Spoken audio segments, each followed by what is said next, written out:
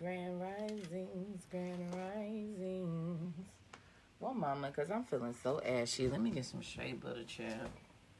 Hold on. Ashier.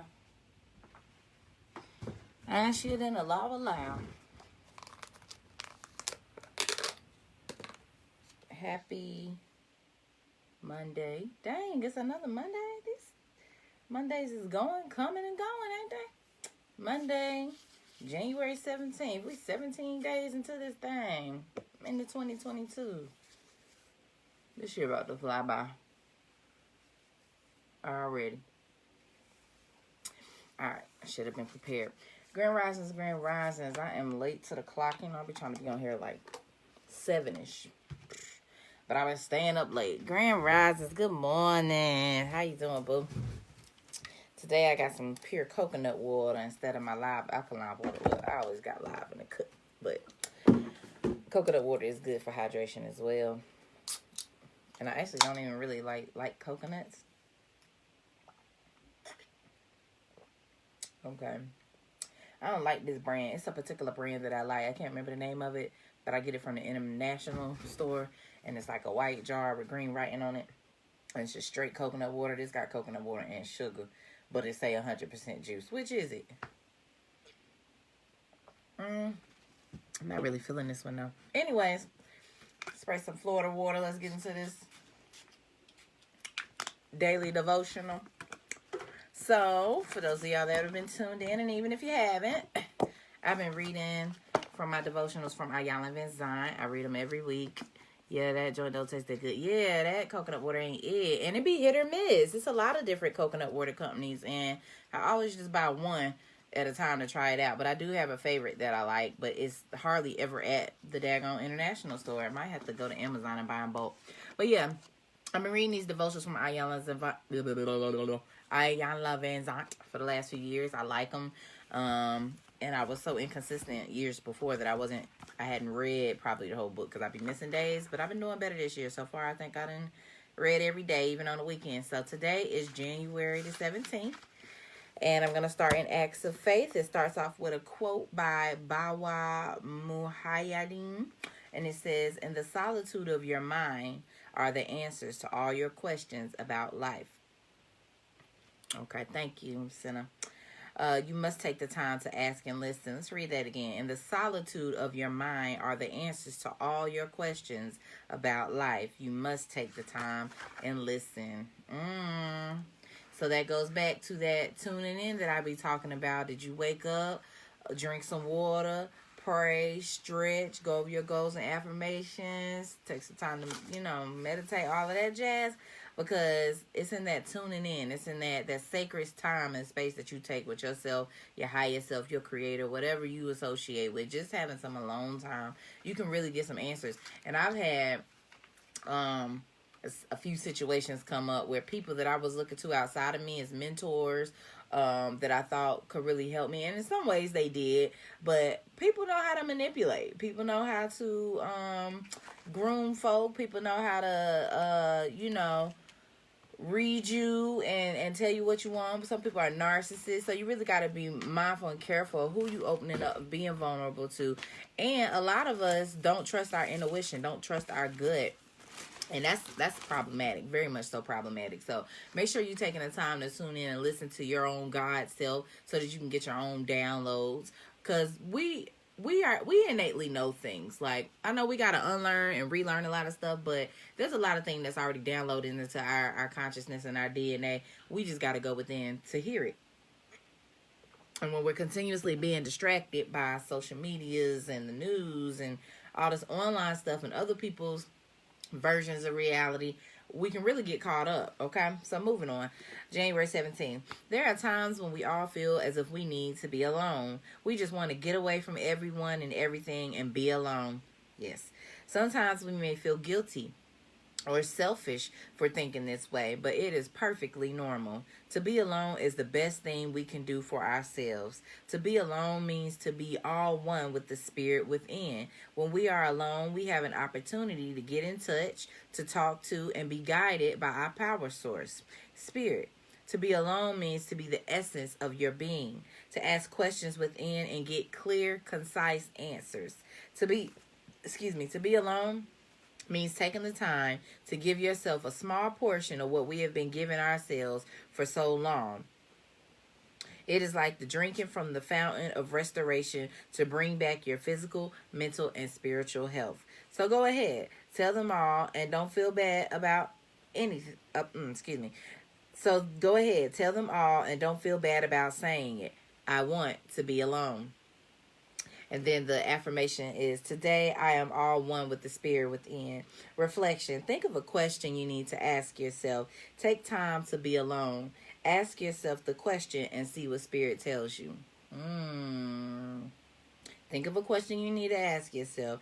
Take time to be alone. Ask yourself the question and see what spirit tells you. Because spirit going to tell you if you get somewhere and listen now. A lot of us don't be sitting down and listening. And then we hear stuff and we ignore it. And then we end up in situations and wonder why we end up in situations. So I like that. Y'all make sure y'all get some self time in. That was the moral of that message. All right, January 16th in the Until Today book. Life will work for me when I realize I cannot break through until I have a breakdown. Each of us must face a moment in our lives called the breakdown moment. This is the time when you must stand toe to toe, eyeball to eyeball with the very thing you have tried desperately to avoid. In that moment, you will want to find a way around, over, under, or out of having to do what you are faced with doing. You will do anything, say anything to avoid having to go through what is facing you. You will want to run and hide. You will get weak, almost faint. You will believe you are going to be sick. You won't be. What you will be is on your way to greatness. In the breakdown moment, the very thing you have feared, resisted, denied will stand before you. Shaking his finger in your face and sticking his tongue out at you. It will show you things about yourself that you refuse to see or acknowledge. It will tease you, taunt you, push you, pull you to the verge of breaking down. In fact, that is its purpose. In the breakdown moment, your defenses break down. Your fantasies shatter. Your excuses fail. Your resistance erodes. In that moment, when there is nothing standing between you and the thing you fear the most, you will be forced to step into your greatness because that is what life is demanding of you. Until today, you may not have realized that you are totally able, perfectly prepared, fully capable of doing the very thing you have convinced yourself you could not do. Just for today, be devoted to doing just one thing that will help to convince you. Today, I am devoted to stepping into my greatness. Got to break down to break through. Mary J. Blige talks all about it, don't she? In her songs. You got to have a breakdown to break through, honey. So don't be afraid of yourself. Basically, that's what I got from both of them. Tune in and don't be afraid to hear what you hear and what you need to hear, and then take what you hear and put in the work. I mean, this life thing is not easy. Like, it's some definite work that come in with it. And then I'm going to end this devotion with this quick chapter. These chapters been so short, they've been like a page or two long. We're reading from The Science of Being Great by Wallace D. Wattles. And we are on chapter 10, where he talks about idealization. I'll read some of the other chapters. So far, it was any person may become great, heredity and opportunity, the source of power, the mind of God, preparation, the social point of view, the individual point of view, consecration, identification, and now we're on idealization. You are a thinking center in original substance, and the thoughts of original substance have creative power. Whatever is formed in its thoughts and held as a thought form must come into existence as a visible and so-called material form, and a thought form held in thinking substance is a reality. It is a real thing, whether it is yet become visible to the mortal eye or not. This is a fact that you should impress upon your understanding, that a thought held in thinking substance is a real thing, a form, and has actual existence, although it is not visible to you. You internally take the form in which you think of yourself, and you surround yourself with the invisible forms of those things which you associate in your thoughts. If you desire a thing, picture it clearly and hold the picture steadily in mind until it becomes a definite thought form. And if your practices are not such as to separate you from God, the thing you want will come to you in material form. It must do so in obedience to the law by which the universe was created. Make no thought form of yourself in connection with disease or sickness, but form a conception of health. Make a thought form of yourself as strong and hardy and perfectly well. Impress this thought form on creative intelligence. And if your practices are not in violation of the laws by which the physical body is built, your thought form will better manifest in your flesh. This also is certain. It comes by obedience to law. Make a thought form of yourself as you desire to be, and set your ideal as near to perfection as your imagination is capable of forming the conception. Let me illustrate. If a young law student wishes to become great, let him picture himself while attending to the viewpoint, consecration, and identification as previously directed as a great lawyer, pleading his case with matchless eloquence and power before the judge and jury, as having an unlimited command of truth, of knowledge, and of wisdom. Let him picture himself as the great lawyer in every possible situation and contingency. While he is still only the student in all circumstances, let him never forget or fail to be the great lawyer in his thought form of himself. As the thought form grows more definite and habitual in his mind, the creative energies both within and without are set at work.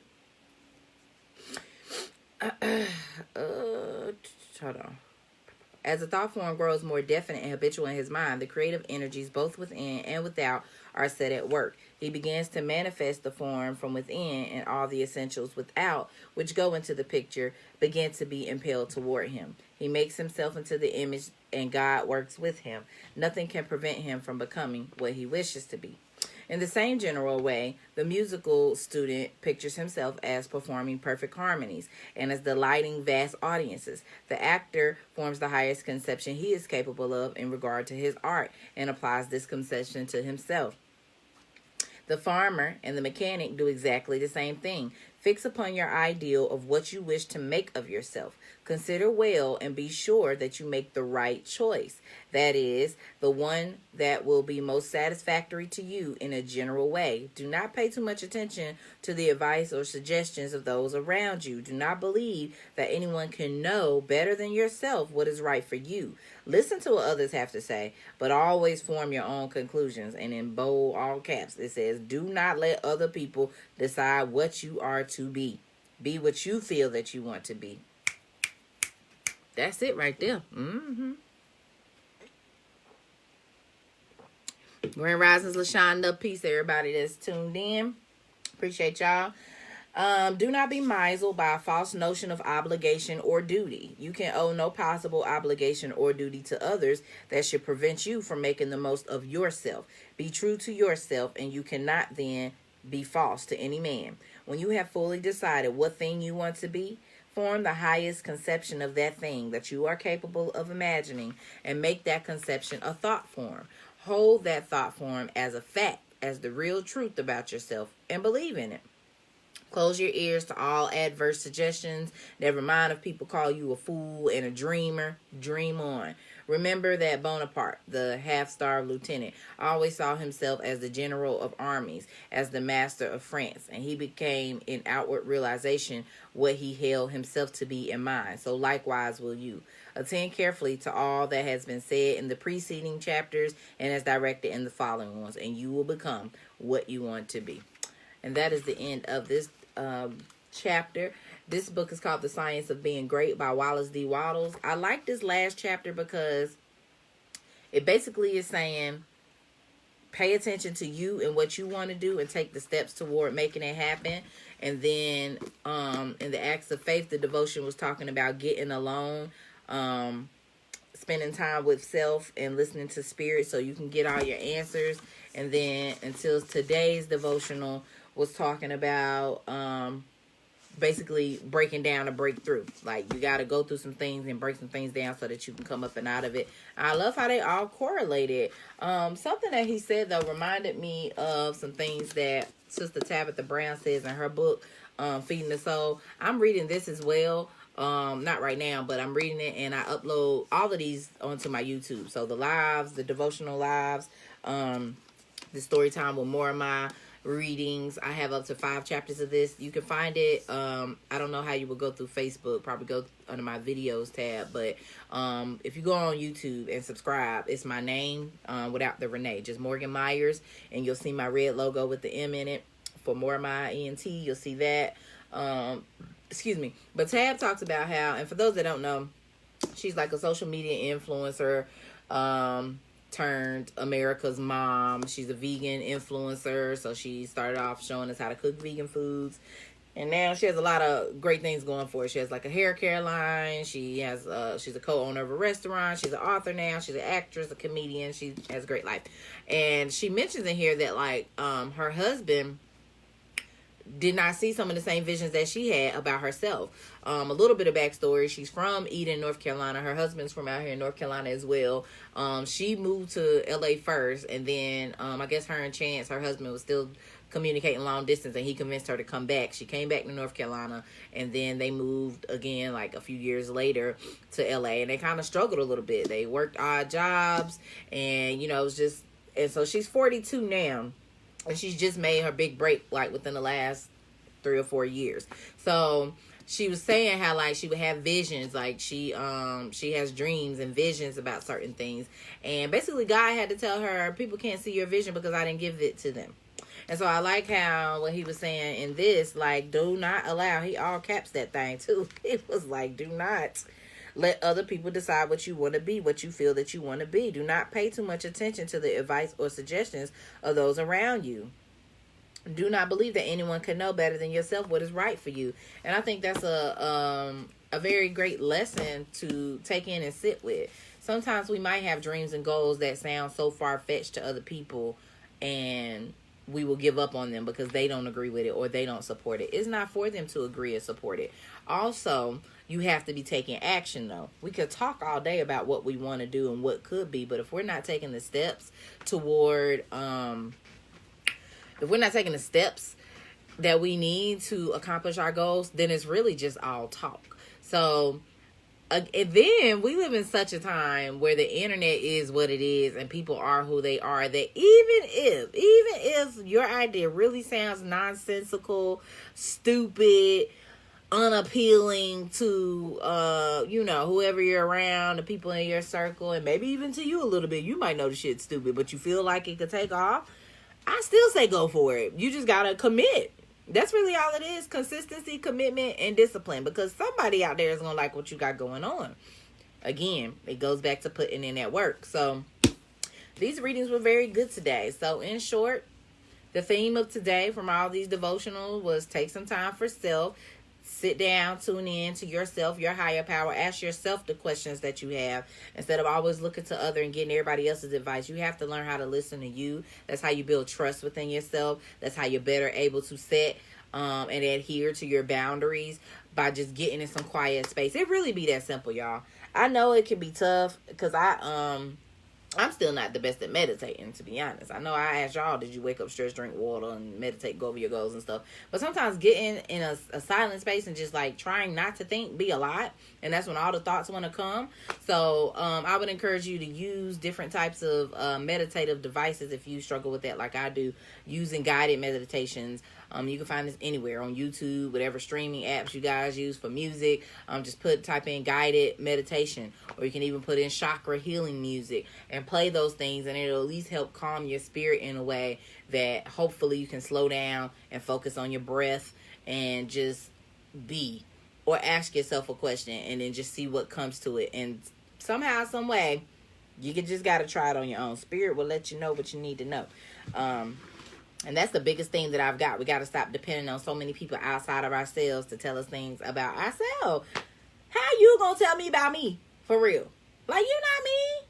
And that's the beautiful thing about humanity. Like, we are all in this space and time, but we all have something to bring. We all have our own purpose. We all have our own energetic purpose and reasoning for being here. So some of us can be similar in ways, but we're really all incomparable. We're really all a one of one. So, yeah, I might end this live and come back and read the next chapter of Tabitha while I have the time and energy, because I got some things to get into today. So yeah, that's what I'm about to do. I'm going to end this live, and then I'm going to come back and I'm going to read chapter 6 of this, and then I'm going to upload them both into my YouTube, so you guys can have that. So yeah, see you back in a bit if you choose to tune back in. But thank y'all for tuning in to the AM Devotional, and I'm going to try to do these earlier. I like to do them around 7 in the morning. I've been staying up a little late being grown. You're welcome. You are welcome. Thank y'all so much. I appreciate y'all, and I'll tune in with y'all again in a minute. Peace.